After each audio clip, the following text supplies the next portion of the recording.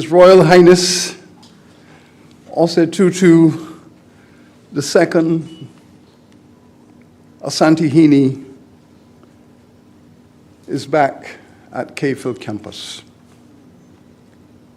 It was 17 years ago, 2008, that he was with us to receive an honorary doctorate. It's coincidental that our Chancellor, the Most Honorable Doris Miller, was also receiving an honorary doctorate in that class of 2008. There are no coincidences. There are historical processes, and we get to understand them the closer we look. I presented my first lecture at the Kwame Nkrumah University in Kumasi in Ghana under the chancellorship of our Ashanti Hini, and he introduced me as I'm introducing him today. This for me is also a personal matter because Otumfo is my friend, and it means a great deal to me to say that he is my good old friend. I'm able to speak, therefore, in the context of his presence as king. And I will take this opportunity to share just a few historical facts about his legacy here with us.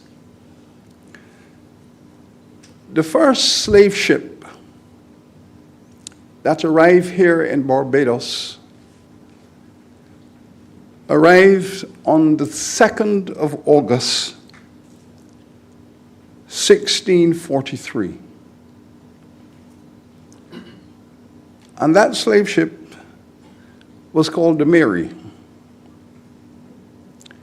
And it came here from what is now called, or what was called then the Gold Coast.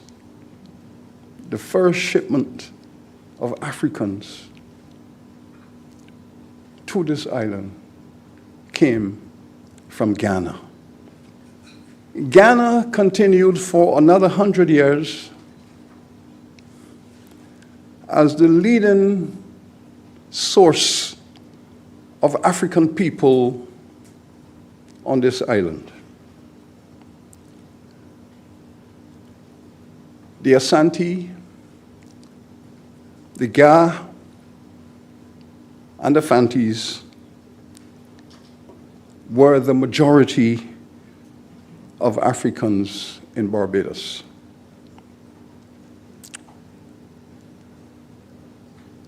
Barbados then became the first Ghanaian diaspora in the New World.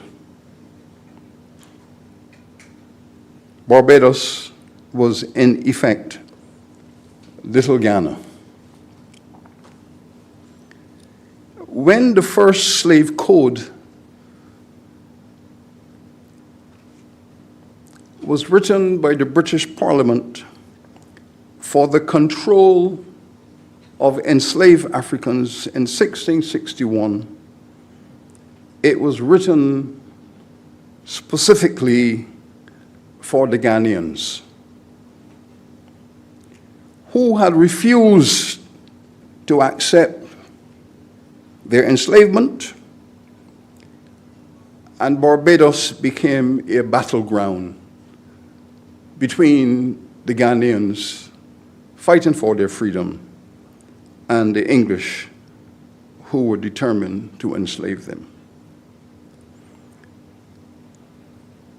In 1675,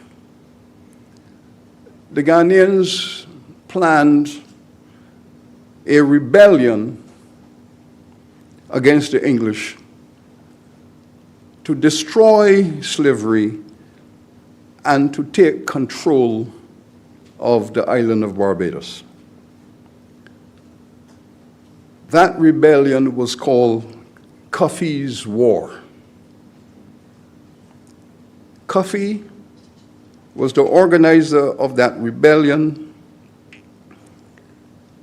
The 12th of June was identified as the date on which Cuffy was going to be crowned the Ashanti of Barbados. And a stool was made, a stool of wood was made for the ceremony in which Cuffy was to be the king and Ashanti of Barbados. That rebellion was brutally suppressed. The stool was burnt, and the leaders of that organization, led by Cuffy, were also burnt alive. The description of that event are very clear in our historical record. In the town we now call Speightstown, the 14 leaders, including Cuffy, were burnt alive in a public ceremony.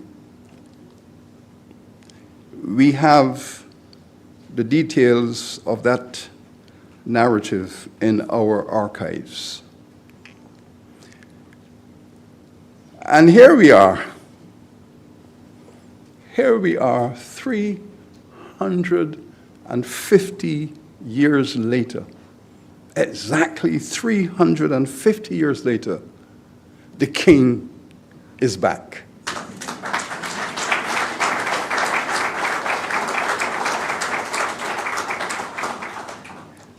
King Cuffy did not live to become the Ashanti of Barbados, but we are sure that Cuffy's spirit is here in this very room, all around us, smiling because Otumfo is here representing him and all of those who gave their lives for freedom. Our Ghanaian roots are very strong. When I was a child growing up in rural Barbados, one of the most common female names was Fanti. So many little girls were called Fanti. Little did we know at the time that the Fantis were one of the great groups, nations, ethnicities in Ghana. But resilience and survival. Our king is back as part of a complex conversation of helping this island and all of the proud citizens to celebrate their Ghanaian roots, to feel connected to a stream of consciousness that has not been broken.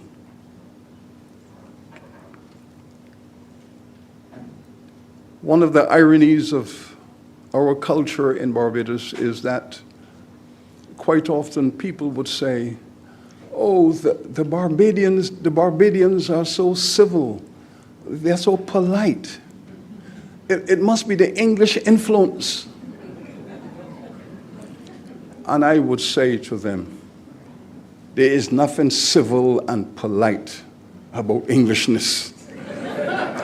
The English have built the most brutal empire the world has ever seen.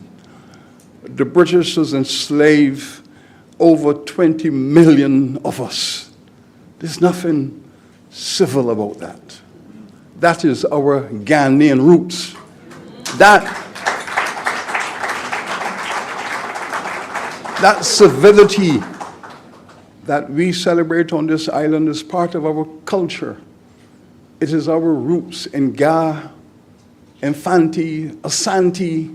It is our Ghanaian roots that have made us who we are. And I can tell you, when I go to Ghana, and I was there about 3 weeks ago, it's one of the places where you feel so completely at home because you realize who you are.